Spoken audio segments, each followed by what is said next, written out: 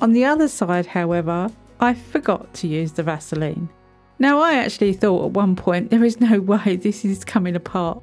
It is completely stuck to this mould and the silicone just will not release.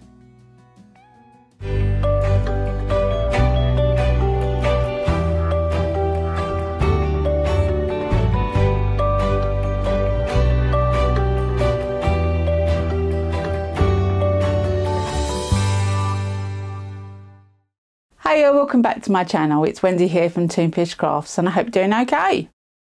Recently my husband has been saying that his bookmark that I made him keeps falling out of his book and he loses his page. So, the good wife that I am, I'm going to try and help him and make a book stand.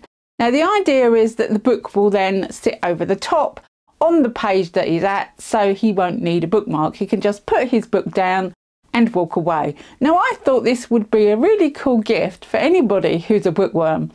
I would imagine there's a lot of people out there that use bookmarks of some description, and I just think that you can personalise this however you want.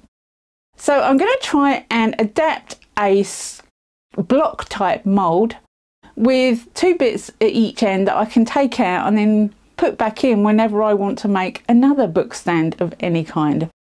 So I hope you follow along with this and it might give you some inspiration to make your own.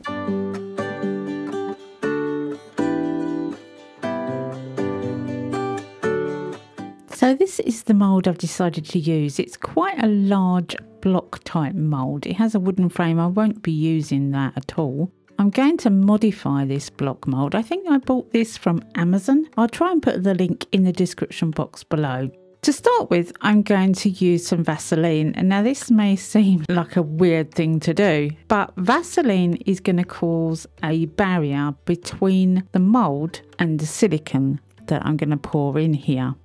I'm just going to put it on one end and it's going to stop the silicone that I'm going to pour in here from completely sticking to the mould. As this isn't a mould I've made, I have no idea what type of silicone has been used to make this, and I don't want the silicone that I'm pouring in to attach to this silicone and not be removed at all. I might want to use this mould for something else in the future. So I've smothered it with Vaseline. I'm now just taking off the excess with some kitchen towel, just so that it's got that slightly greasy, slippery surface so the silicone can be removed easily. I will try and link everything I've used in this video in the description box below, but if I forget anything, please nudge me and tell me that I've missed it and I'll do my best to correct that. I'm now going to prop the mould up. So the plan is to pour silicone at an angle on both ends of the moulds, so that when I pour the resin, I will have angles at each end. I don't know whether I'm going to be able to explain this at all, but I'll do my best. I want to end up with two pieces of resin that can be fit together in a 45-degree angle each end and still have the right angle at the base to stand up. Does that make sense? I have no idea, but you'll hopefully understand what I'm doing as I go through this video. Now, I don't have any mathematical equations or instruments or protractors or anything. My kids have grown up a long time ago and all their school equipment went with them. So what I decided to do to get the angle that I wanted was to fold up a square piece of paper. So I folded it from corner to corner and corner to corner again until I got a small triangle that gave me a 90-degree angle to go in the corner of the mould. It then gave me a flat surface to try and level the mould so that the piece of paper was flat.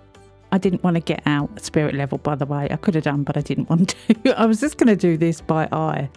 That should then give me a silicone piece that is 45-degree angle in theory.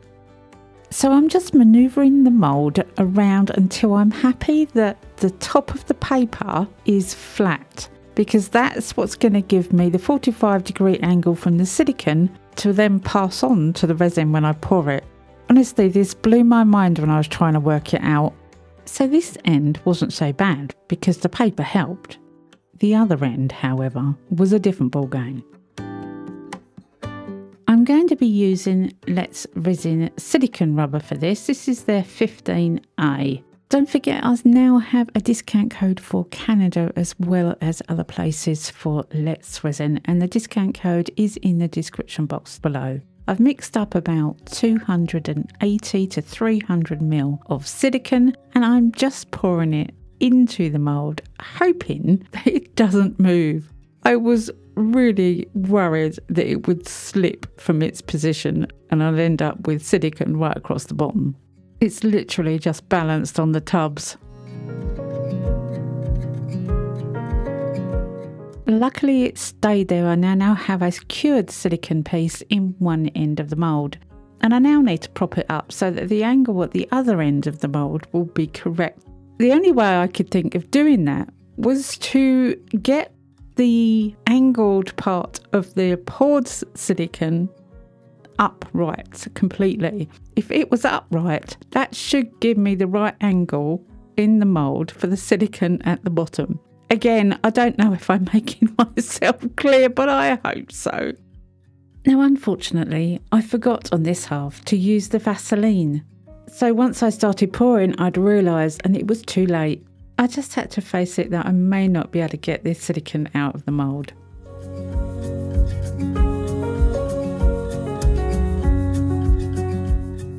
Now that I've got my mould sorted, or hopefully, I'm going to need to pour some resin and try it out. So I'm using some Let's Resin 2-part epoxy resin. I'm making up quite a lot of resin here. I need to fill the mould up to about 1.5 centimetres. So I've poured out 7 ounces of part B, 7 ounces of part A into this mixing jug.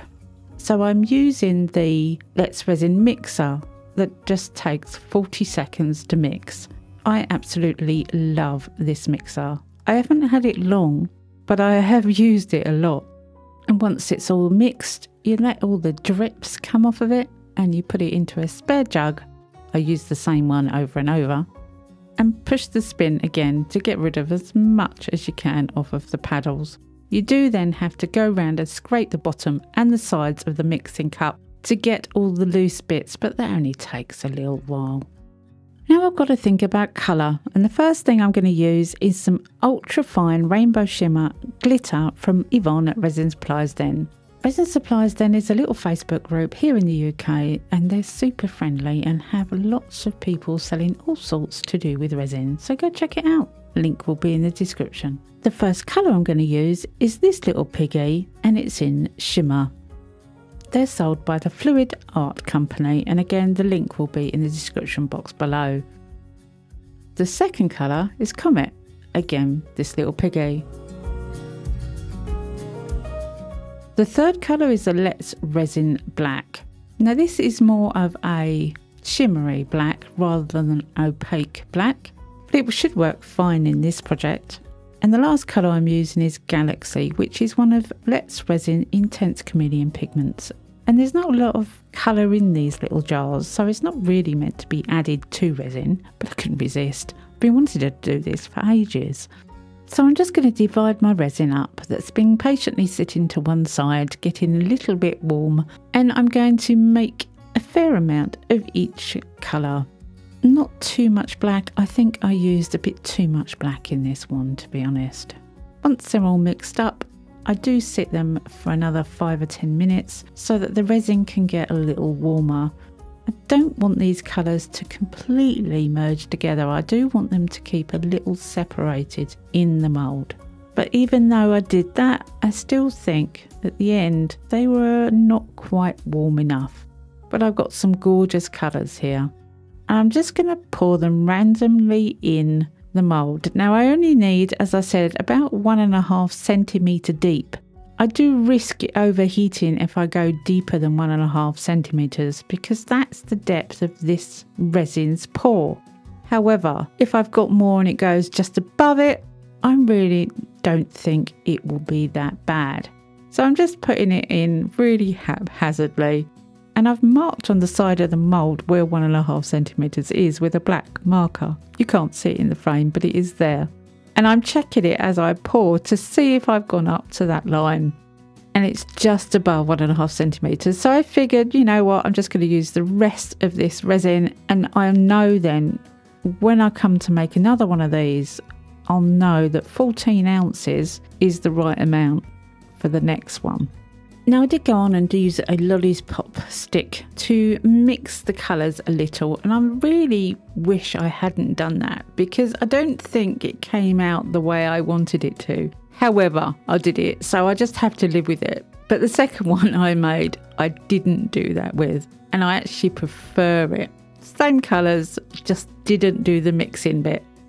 I gave it a little squirt with isopropyl alcohol and I left it to cure. The following day it is time to demould, and this is always exciting, especially with this because now I can see if my angles are any good. Will they actually work? I have no clue at this point.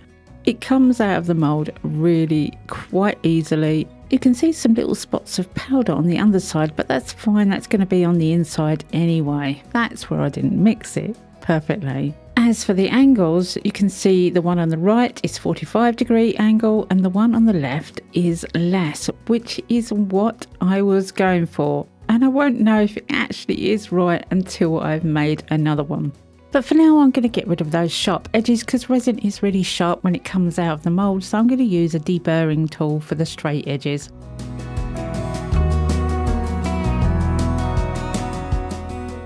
So I had one, but I actually needed two. So I went ahead and made the second one.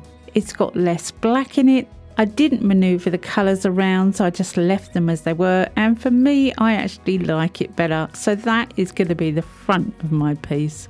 Now I am going to show you me removing the silicone from the mould.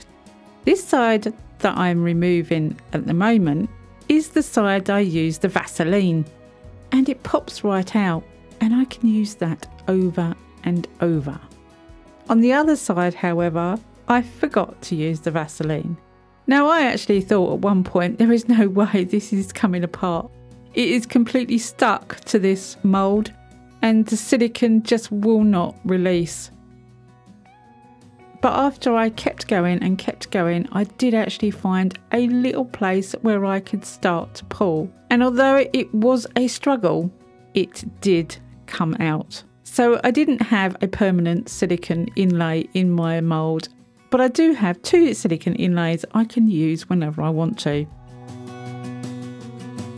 So the question now is, will they fit together? Well, apart from needing a little sanding, I think they are going to fit really well. And it looks like I've got the angles at the bottom right, so it's got feet that will stand up too. So I grabbed myself some wet dry sanding paper, which is 400 grit, spray it with water and give each of the top edges a bit of a sand so it's got a nice tight fit against the other one. Sanding on a flat surface means you get a flat bottom, so I would recommend that over holding it and sanding it, but it doesn't take much.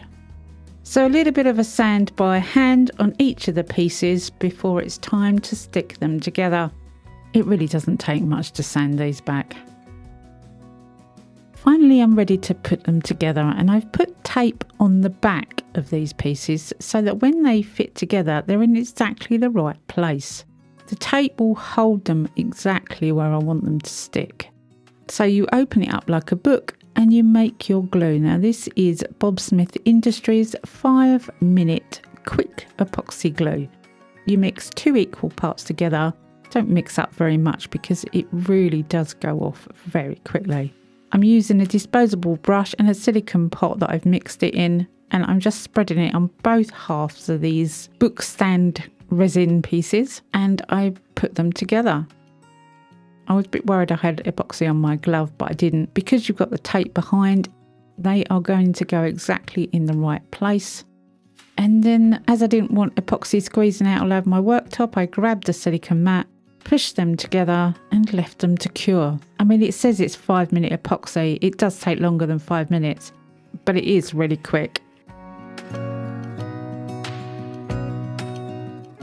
A couple of hours later and I figured it was time to take the tape off.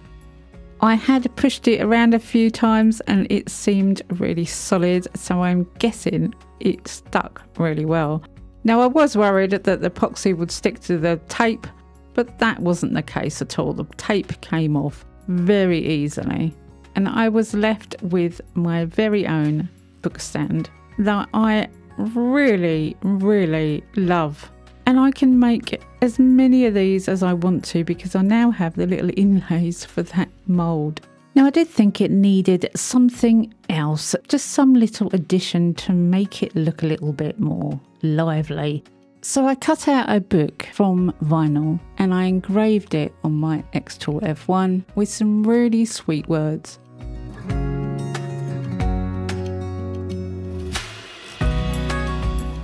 And I think that's just finished it off. And I really love this. It's very basic, but it works. It holds books open. And this is a huge book and it works perfectly well. I think this would make a great gift for any bookworm, for anybody that likes reading. Of course, I could have just cut the edges off, but then I'd never be able to make another one exactly the same. But now I have a mould that will do that. Anyway, I hope you've enjoyed this. I hope you've got something out of it and I hope it's entertained you in some way. Come back and see me next week because you never know what I'm going to be up to. I never know what I'm going to be up to. Have a great week. Happy crafting and bye for now.